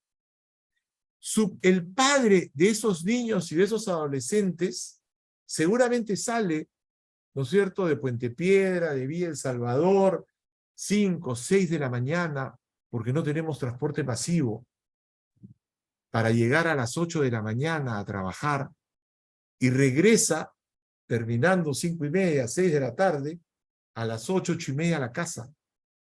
El índice de madres adolescentes embarazadas es alto. ¿Quién es el referente para esos niños? Un docente de la educación básica pública, que tiene estas características. Yo acá señalo 2 estudios de 2, Raúl Choque, que fue presidente de Pronavec, y Samuel Loporto, un profesor en su tesis, si no recuerdo mal, en la Universidad Católica, que señalan esta información. El docente de la educación básica pública es un docente que tiene esta lógica de la perversión de la menor expectativa. Yo voy, ¿no es cierto?, a una profesión que no me exige. Es más fácil estudiar educación. Voy a una universidad en la que tampoco me preocupo mucho de que sea la más importante, ¿no? Soy de los menos calificados. Los niveles salariales son los más bajos. La valoración social, el 42%, no quiere que sus hijos se les ocurra ser docentes, ¿no? Y estoy esperando, ¿no?, que me capaciten. El Estado capacita al personal de salud permanentemente. El Estado tiene la obligación de capacitar a los docentes de la universidad pública. Pero todos los profesores de colegio sí están esperando que los capaciten todos los años, a pesar de que se supone ya terminaron una profesión. Buscan el nombramiento, ¿no? Y el nombramiento lo que va a significar es simplemente la estabilidad laboral. Y la gestión, el modelo de gestión educativa de la educación, nuestra, no le da autoridad al director de un colegio.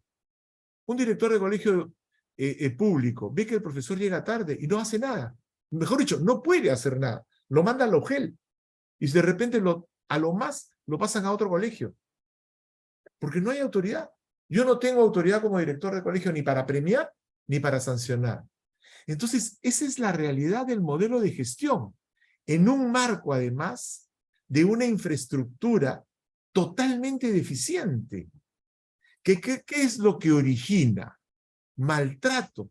Si yo soy ¿no es cierto?, un niño, que me doy cuenta la calidad de colegios que hay en otros barrios, y en mi colegio no tengo agua, no tengo desagüe, ¿qué siento? Estoy marginado, ¿no es cierto? Y que efectivamente, como dice mi profesor, ¿no?, que de repente, por algo, salud, que como dice mi profesor, y de repente por algo, FENATEP y el SUTEP, ¿no es cierto?, uno con Movadef, FENATEP, y SUTEP con Patria Roja, tienen una predominancia en el magisterio, ¿correcto? Ellos sienten el maltrato y transmiten ese maltrato también a los niños y a los adolescentes. Entonces, ¿qué es lo que está pasando en nuestra sociedad? Que ya van 3 décadas, todo el 90, todo el 2000, 2010, 2020, perdón, 4 décadas, donde tenemos una deficiente calidad docente y donde tenemos básicamente, por ejemplo acá, a estos 2 señores que aparecen en la foto, que me doy cuenta ahorita, acá está el señor Quito, ¿no es cierto?, que cuando lo llevaron en una entrevista dijo que debería desaparecer la educación privada, y el otro señor que dice que el Perú solo sirve para exportar corruptos y que terminó detenido y preso por hacer un golpe. Entonces, hay todo un problema, ¿no es cierto?, que tenemos que preocuparnos desde el punto de vista educativo de la gestión, de si ese modelo que estamos desarrollando efectivamente sirve o no, ¿no? César Guadalupe del Consejo Nacional de Educación dice, en más de 10 años se han duplicado los recursos, 3% del PBI, pero para no demorarme mucho, señala, con niveles de gasto por estudiantes no muy diferentes, es posible lograr mejores resultados si estos recursos se usan mejor y si se acompaña de elementos que mejoren la selección docente. Lo que hace un rato se decía, yo necesito un profesor que motive, ¿no? Yo necesito ese profesor. Entonces, tenemos que preocuparnos de la educación básica pública, porque ahí hay millones de niños y adolescentes transitando por una pésima infraestructura, una pésima docencia, un pésimo modelo de gestión, que es un poco, ¿no es cierto?, lo que creo que termino efectivamente señalando acá, ¿no? Hay una carencia enorme en ese modelo de la gestión básica pública, ¿no?, que permita que esos millones, que son el 75%, les decía, promedio, de niños y adolescentes peruanos, tengan referentes en valores, tengan profesores que efectivamente, como yo soy hijo de profesores, mi madre y mi padre fueron profesores de colegio público, ¿no? Y yo escuchaba a mi mamá, cuando llegaba y había una niñita que había entrado al colegio Surquillo, y decir ella, esta chiquita ha venido, ¿en qué colegio? No le han enseñado a sumar, no le han enseñado a peinarse, no sabe saludar, ¿no? Entonces, ¿cuál es el profesor ahora que genera esa referencia y se convierte en ejemplo? No hay estrategias innovadoras. El modelo de gestión es un modelo de gestión ideologizado, donde les decía el director no tiene capacidad de gestión. Hay la institución educativa, y la institución educativa está conformada por los docentes, los padres de familia, hasta los estudiantes. Ellos son los únicos que podrían decidir la promoción o la sanción a un docente, y por eso no se hace nada, ¿no? Y entonces tenemos que pensar en temas innovadores, ¿no? La educación, como les decía, no forma entonces no cumple ese rol tanto cognitivo como emocional, y lo que decíamos también al comienzo, hay este descuido de la formación ciudadana. Estas son un poco las ideas con las que yo quería complementar la exposición de León, ¿no?, en términos de que ustedes puedan visualizar desde su interés la educación, pero ya en términos de gestión y en términos de los problemas a los que lleva a nuestra sociedad estratégicamente. Muchas gracias.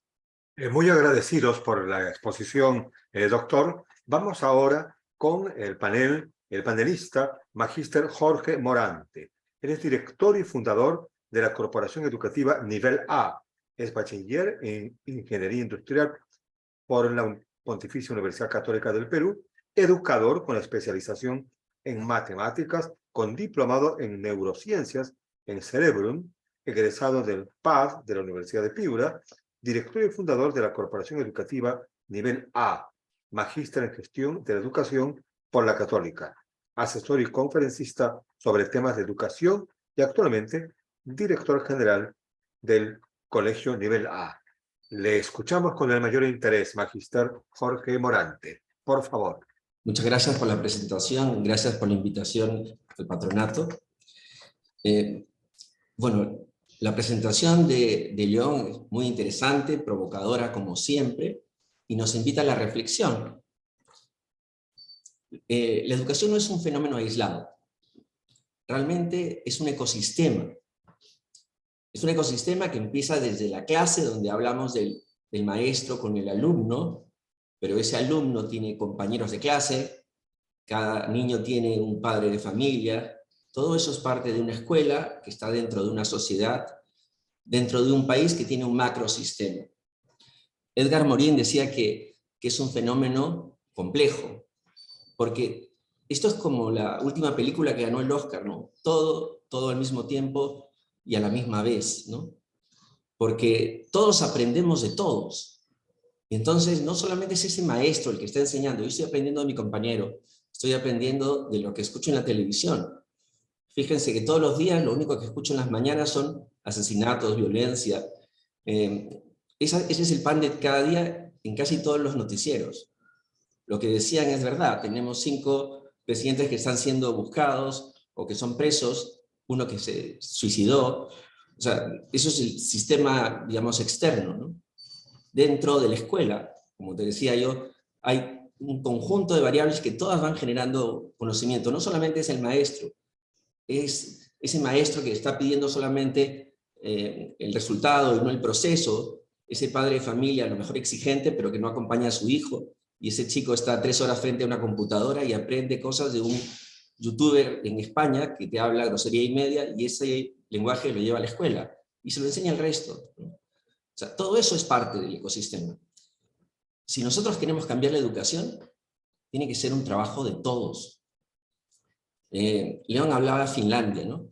Finlandia tiene, digamos, una de las cosas que le han dado, por las cuales ha tenido éxito, es porque él ha logrado una sociedad como una comunidad de aprendizaje. O sea, todos en Finlandia están de acuerdo en que la educación es importante, y la educación de los niños más.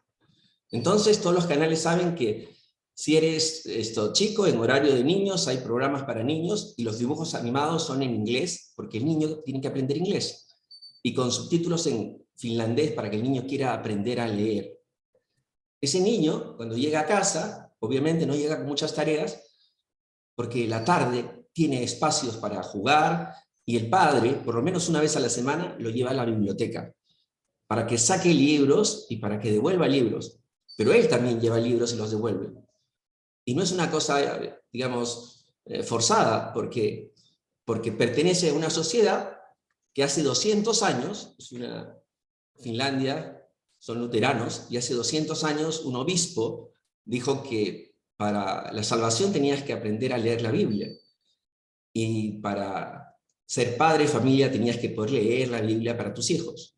Por lo tanto, si querías casarte, tenías que saber leer y escribir. Y hace 200 años, los jóvenes en edad de casarse salían a los parques con libros para que vean que ellos estaban en posibilidad de hacerlo, ¿no? Entonces, no nos extraña que sea una sociedad que haya desarrollado tanto la educación, y que hoy día haya sido elegida como el país más feliz en un estándar internacional. Entonces, es importante que la escuela no sea, la educación no sea tema del Estado, ni solo los educadores. O sea, todos tenemos que meter mano. Y Morín decía que en este ecosistema, de vez en cuando, aparecen tecnologías disruptivas o temas que nos van a cambiar el juego. Y estamos en un momento así. La última charla a la cual asistí del patronato hablaban del chat GPT, o de la inteligencia artificial. Larry Summers, que fue expresidente de la Universidad de Harvard, decía que el invento de la inteligencia artificial es el más importante desde la imprenta, la rueda o el fuego. Imagínense todo el impacto que va a tener ese cambio. Obviamente va a impactar en nuestro país y debería impactar en la educación también. Y la idea es, a veces nosotros nos estamos peleando contra el sistema o contra las cosas nuevas. A veces estamos pensando, como decía León, en la escuela que tuvimos. Yo conozco a muchas personas que dicen, bueno, en mi época era así, mis padres me educaron de esta forma. Y a veces creemos que la educación hacia atrás es lo que habría que replicar hacia el futuro. Yo les digo que no. O sea, nuestros chicos que empiezan a estudiar hoy día van a estar trabajando en el año 2040, ¿no? Y en ese mundo va a haber muchísimos cambios. Entonces, la educación tiene que cambiar, y debería ser una apuesta de país. Y en ese cambio, ¿qué cosa va a necesitar esto? ¿Qué debemos hacer desde la escuela? Muchas cosas. Pero yo quiero recordar algo. A principios de siglo, el gerente de Google, el gerente de recursos humanos de Google, dio una charla muy interesante, y él decía, me han pedido que haga el perfil profesional de Google para el siglo XXI. ¿Cuál va a ser el profesional que Google necesita? Y decía, y me conseguí los mejores asesores que podía encontrar. Antropólogos, gente de ciencia, gente de diferentes áreas, psicólogos, y junté el mejor personal del mundo, y Google tiene ahora el perfil del profesional del siglo XXI. Y él decía, nosotros buscamos un ingeniero especializado en su área, que conozca a detalle cada uno de los temas, que sea un apasionado de lo que hace, pero que a la vez haga stand-up comedy, o sea, clown. Busca un técnico muy especializado que le guste el tema que trabaja, que siempre se actualice, pero que a la vez sea un gran deportista, o que toque instrumentos, o cante. Google busca personas que trabajen con los dos lóbulos cerebrales, decía, porque de la conjunción de ambas se va a generar la creatividad. Y la creatividad es la moneda de cambio de este siglo. Entonces la escuela tiene que cambiar. Como decía León, a veces tenemos escuelas demasiado estructuradas. Y demasiada estructura, yo sí creo en la estructura, el niño necesita estructura. Pero excesiva estructura también mata la creatividad. Loris Malaguzzi, que es un gran educador, padre de las escuelas Reggio Emilia, decía, ¿de dónde surge la creatividad? Decía, parece surgir de una persona que está abierta a muchas experiencias, que desarrolla muchos recursos personales, en un ambiente de libertad que le permita explorar y salir de su zona de confort. Fíjense, o sea, hay estructura, pero no hay la estructura que mate la creatividad de nuestros alumnos, ¿no? Si vemos que todavía estamos pensando con qué lapicero subrayo, escribo con lapicero rojo, con lapicero azul, hay algo que está mal ahí. Hay que darles a nuestros chicos un montón de oportunidades. O sea, que haya teatro, que haya música, que haya deporte. Decía, hay que darle 100 colores al niño para que dibuje, hay que darle oportunidades. O sea, tiene que tener muchas experiencias. Y para eso ese ecosistema tiene que ser un ecosistema que le permita al niño, o digamos al joven, desarrollarse, ¿no? Y necesita también un mentor que lo ayude a salir de su zona de confort. Oppenheimer en su libro Sálvese quien pueda decía que hay muchos trabajos que van a desaparecer, pero el de maestro no. Lo que sí se va a transformar, decía. Los maestros en el futuro seremos facilitadores, sí, pero más seremos motivadores, coach, terapeutas, porque la tecnología y el mundo cambian, pero los seres humanos todavía necesitan, de alguna manera, de procesos, ¿no? Y eso me lleva...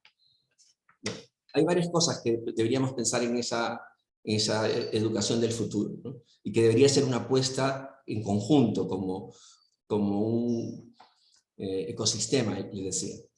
Pero ya que el ser humano no cambia tanto, que todavía hay muchas cosas que el hombre tiene que desarrollar y resolver, yo siempre digo, ¿por qué no tenemos un curso en la escuela que nos ayude a aprender a ser felices?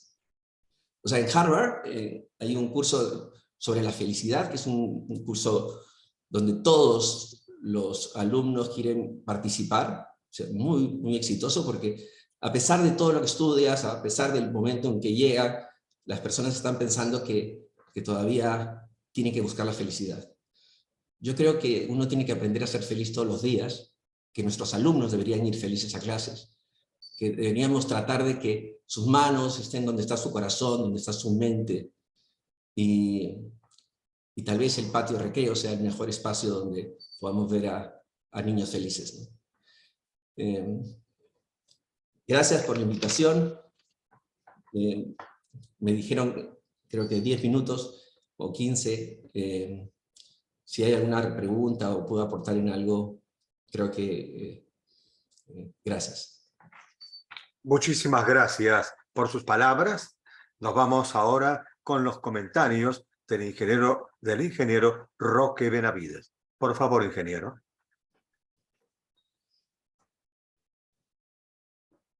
Creo que no se encuentra en este momento. No, acá estoy. Magnífico. Gracias. Lo que pasa es que normalmente Normalmente vienen los comentarios de César Pongo, pero de repente me desconcentré, mil perdones.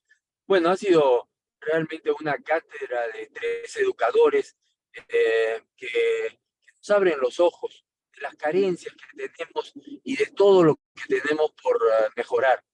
Creo que el intercambio de ideas, los panelistas han contribuido enormemente a clarificar mucho de lo que significa nuestra educación y por supuesto no puedo estar más de acuerdo que la educación básica o primaria, especialmente la pública, son fundamentales en el proceso de educación de nuestro país. Así que felicitaciones y mil gracias por su tiempo. Gracias, muchísimas gracias. Vienen en estos instantes las preguntas que conduce el ingeniero Filiberto Revilla. Por favor. Gracias, Álvaro. Y por cuestiones de tiempo no han habido varias preguntas. Hemos seleccionado 3 preguntas por cuestiones de tiempo para nuestro conferencista, el doctor León Trachtenberg. La primera pregunta del señor Juan Chávez. ¿Considera que es necesario que los programas de estudio de la educación primaria y secundaria se sometan a un proceso continuo de acreditación tipo SINIACE? No, yo lo que creo es que todo lo que implique estandarización le hace daño a la educación básica, porque desconoce el contexto particular en el que se desarrolla la actividad educativa. Si el Perú tiene 100.000 colegios, yo plantearía que haya 100.000 islas de innovación. Es decir, darles más bien el estímulo para que cada colegio, en función de su realidad geográfica, cultural, histórica, económica, etcétera, y dado su director, sus profesores, los padres y los alumnos, definan cuál es la ruta al éxito para su propio centro educativo. Ni el Ministerio de Educación, ni los gobiernos regionales, y ni siquiera los municipios conocen a todos los colegios mejor de lo que conoce su equipo interno y sus padres de familia al colegio. De tal manera que todo sistema de acreditación de la educación básica va a terminar nuevamente con el resultado que ya conocemos. Vamos a tener el tercio superior de colegios donde hay ventajas en las familias, en los recursos, inclusive a nivel estatal. Vamos a tener un tercio medio que va a ser un poco, digamos, pasar raspando, y vamos a tener un tercio inferior de los colegios vulnerables que no pueden aprobar esta acreditación, que es la que se espera del tercio superior. De manera que hacer la acreditación es simplemente una pérdida de tiempo en la medida de que ya sabemos qué va a salir. Y no tenemos que ser adivinos para eso. Yo creería que hay que darle más autonomía a los colegios, hay que darles alas para volar, hay que darles confianza, hay que darles suficientes incentivos para que cada colegio encienda los motores internos de la capacidad creativa que tienen para resolver sus problemas. Y tener, digamos, si de 100.000 colegios, la mitad o 2/3 logran mejorar un poco o mucho gracias a este incentivo, ya la educación peruana de un momento a otro se habrá transformado. Ya habremos dado un salto. Y el Estado debe preocuparse por aquellos que son los más vulnerables, los que no pueden solos, los que no tienen maestros y hay que apuntalarlos, etc. De tal manera que yo no soy partidario de nada que intente uniformizar. Miren, cuando toman las pruebas censales, estas que tomaba el Ministerio de Educación, el resultado es exactamente el mismo todo el tiempo. O sea, las toman por gusto, porque ya se sabe lo que va a salir. Porque si yo le pido a todos los colegios del Perú el mismo estándar satisfactorio para matemática y lectura, ya yo sé que van a terminar unos pocos ganadores y un montón de perdedores. Eso no tiene sentido. Así que mi opinión es que no, que más bien hay que darle alas a cada colegio para que huele y que sea innovador dentro de su propia realidad y después aprender unos de otros. El rol del ministerio debería ser el gran difusor de la innovación, no el que impone su criterio uniforme, único, controlista, reglamentarista, autoritario, rígido, a todos los colegios por igual, lo que no los lleva a ninguna parte. De acuerdo, doctor Trachtenberg. La segunda pregunta del señor Arturo Miguel de Priego. ¿Podría proporcionar un ejemplo peruano de enseñanza en aula para el siglo XXI? Bueno, cualquier aula en la cual haya digamos, un trabajo colaborativo, interdisciplinario para proyectos, digamos, una pedagogía basada en solución de problemas de la vida real, digamos, tiene el potencial de ser una cosa muy significativa y muy moderna, ¿no? Por ejemplo, preguntarle a los alumnos cómo resolverían ustedes el problema del tránsito en Lima. Vayan a trabajar. Es decir, no hay que ser, digamos, grandes sabios, ¿no es cierto?, para poder plantear, agarrar simplemente todos los listados de problemas que tiene el país o la ciudad y decirle a los chicos, a ver, analicen los problemas y propongan soluciones.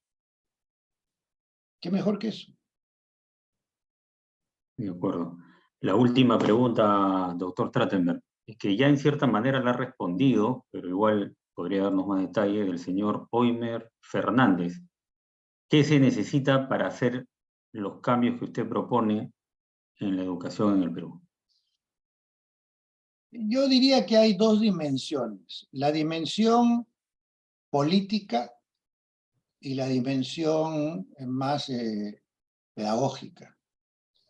La dimensión política implica lo siguiente. Un presidente de la República que ama la educación,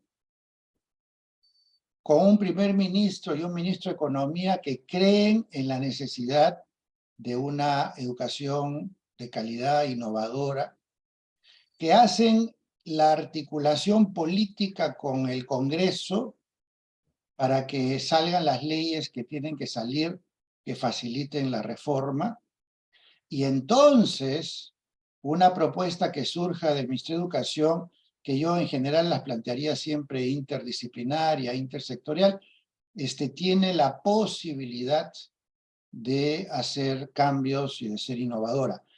¿Y por qué tiene que haber ese marco político? Porque cualquier reforma, no hay reforma sin dolor. No hay forma de cambiar las cosas sin cambiarlas. Y si las quiero cambiar, hay gente que se va a sentir afectada, perjudicada o lo que fuera. Y entonces la única manera de contener que ni bien el ministro de Educación propone algo, el Congreso se lo tire abajo, es que haya un acuerdo político entre el Ejecutivo y el Legislativo. Esa es una condición absolutamente imprescindible. Desde el punto de vista de la gestión del Ministerio de Educación, yo creo que lo único que tiene que hacer es darle un mayor nivel de autonomía y de incentivo a la innovación a los colegios. Eso puede ayudar a que en el cortísimo plazo la mayoría de los colegios haga un mejor trabajo del que está haciendo hoy, porque el principal freno para la innovación educativa es todo ese conjunto de protocolos, manuales, reglamentos, normas, amenazas de castigos, documentos, etcétera, que tienen que llenar los colegios, y esta intimidación que hacen las UGELes y ministerios para los colegios que no cumplen con su mandato. Y entonces, un nivel de autonomía importante me parece que es absolutamente esencial. Ahora, a partir de eso se pueden desarrollar pues, un montón de otras posibilidades de estrategias que pueden ayudar a mejorar la educación peruana. El gran problema en el Perú es que hay que preguntarse cómo en 2 años transformo la educación. El otro día yo escuchaba que decían que necesitamos 150.000 millones de soles para cerrar la brecha de infraestructura. Pero como no hay 150.000 millones, se podrían invertir unos 7.000 millones por año. o 10.000. Yo pregunto, si esos 10.000 se invierten por año, ¿qué pasa? Y eso, digamos, requeriría unos 20 años. ¿Qué pasa con el colegio que le toca la lotería en el año 20? O sea, tiene que aguantarse 19 años con lo que tiene para que recién en el año 20 le toque una mejora en sus condiciones, ¿no es cierto? Es decir, todas esas cifras que se plantean de miles y miles y miles de millones para cerrar brechas en 10, 15, 20 años, son una tomadura de pelo. La pregunta es, ¿cómo arreglo el asunto en 2 años? ¿Cómo le doy en 2 años un nivel de mejoramiento de calidad, de educación, de oportunidades, de acceso a todos los alumnos del Perú ahorita?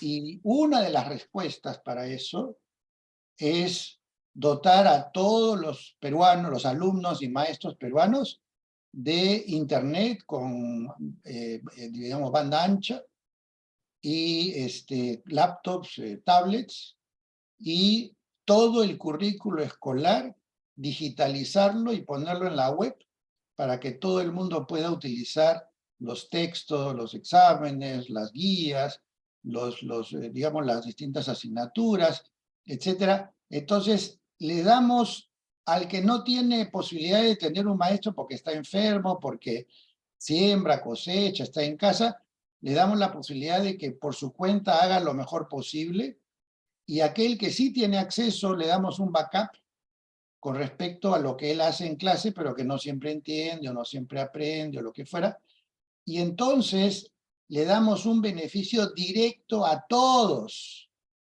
¿Cuánto puede costar eso en función de lo que denominaríamos un costo para el Estado de corto plazo para levantar la educación peruana en un plazo de 2 años? Entonces, a mí cuando escucho esas cifras de los 150.000 millones, en realidad me da risa porque sabemos que nunca vamos a llegar, y además que no son 150.000, porque cada año se suman nuevos colegios y mantenimiento y servicios y equipos y demás. Nunca vamos a llegar. Es casi como decir no se puede. Entonces, la pregunta que hay que hacerse es qué es lo que sí se puede. Y en ese sentido creo que buscar estas fórmulas que respondan a la pregunta, ¿qué puedo hacer en el cortísimo plazo para beneficio de todos? Pero no para beneficio de todos en el sentido de decir, bueno, a los pobres les voy a dar pues unas tablets, qué sé yo, sino que toda la población, ricos, pobres, urbanos, rurales, todos tengan acceso a la misma oportunidad de recibir del Estado las condiciones para mejorar su educación. Por supuesto que va a haber un grupo de alumnos que aunque tenga internet, aunque tenga computadoras, no les va a ir bien, como ocurre hoy en día con alumnos que tienen internet, computadoras y no les va bien. La pregunta es, mientras tanto, a todos los que sí les puede ir bien, ¿qué oportunidades les hemos dado? Hay una serie de experimentos hechos, sobre todo por Sugata Mitra, ¿no? de IBM, que pusieron al alcance de alumnos pobres, casi analfabetos, unas computadoras empotradas en la pared del edificio IBM en India, y los chicos simplemente iban, jugaban, se entretenían. En 3 días dominaban todo el software de la computadora. En base a su curiosidad, a su interés, claro, habrán aquellos que tienen miedo, que no se acercan, que se sienten que no son capaces, etc. Con esos obviamente hay que trabajar en un modo mucho más acompañado, ¿no es cierto? Pero ¿y qué pasa con todos los que con un poquitito de estímulo se disparan, corren? A esos tenemos que darle la oportunidad de que si lo quieren, lo pueden. Muchas gracias, doctor Trachtenberg. Excelente. Adelante, Muy bien. Álvaro. Gracias al ingeniero Filiberto Revilla, al doctor Trachtenberg y a los que han preguntado. Nos vamos con las palabras de cierre del ingeniero César Pongo. Por favor, ingeniero. Muchas gracias, Álvaro. Un agradecimiento tanto al ponente León como a nuestros panelistas, Pepe Dextre como Jorge Morante. La verdad nos han ilustrado en este tema de la educación, un tema tan importante para nuestro país, para nuestros jóvenes. Es grato ver la participación en esta conferencia de personas de Moche, Huancayo, Cachapoyas, Ucayali, Trujillo, la Universidad Guzmán Valle, desde Medellín están presentes. Les agradecemos de una manera muy especial su participación. Y creo que todos nos llevamos varios mensajes y que ojalá se puedan convertir en una gran realidad para el beneficio de nuestro país. León comentaba, ¿no? La perspectiva, hay que capacitar para lo impredecible, preparar a los jóvenes para mañana. Y esa es una gran verdad.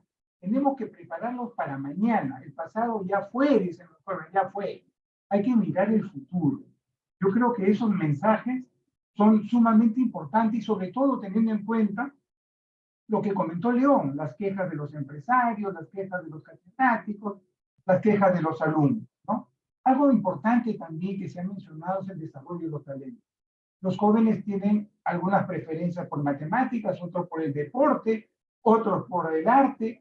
Yo creo que el gran reto es estimular a esos jóvenes para que desarrollen esos talentos. León también nos ha mencionado los paradigmas. Interesante, ¿no? A veces nos preocupamos que termine el colegio y que ingrese a la universidad de 12 años, si fuera posible.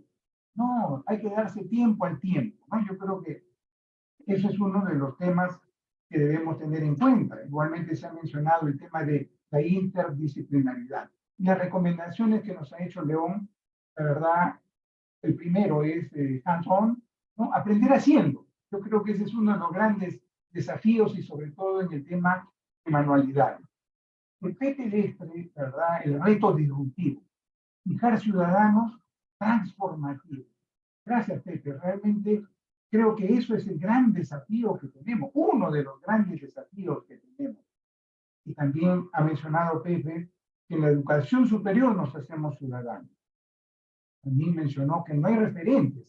Y esa es la verdad, necesitamos gentes que sean referentes para las siguientes generaciones, ¿no? Jorge, la verdad ha mencionado algo muy importante, el tema del ecosistema, y ha mencionado que la educación es un trabajo de todos. Y todos involucra al padre de familia, al tío, al alumno, al maestro, al profesor, todos somos parte de ese ecosistema, ¿no?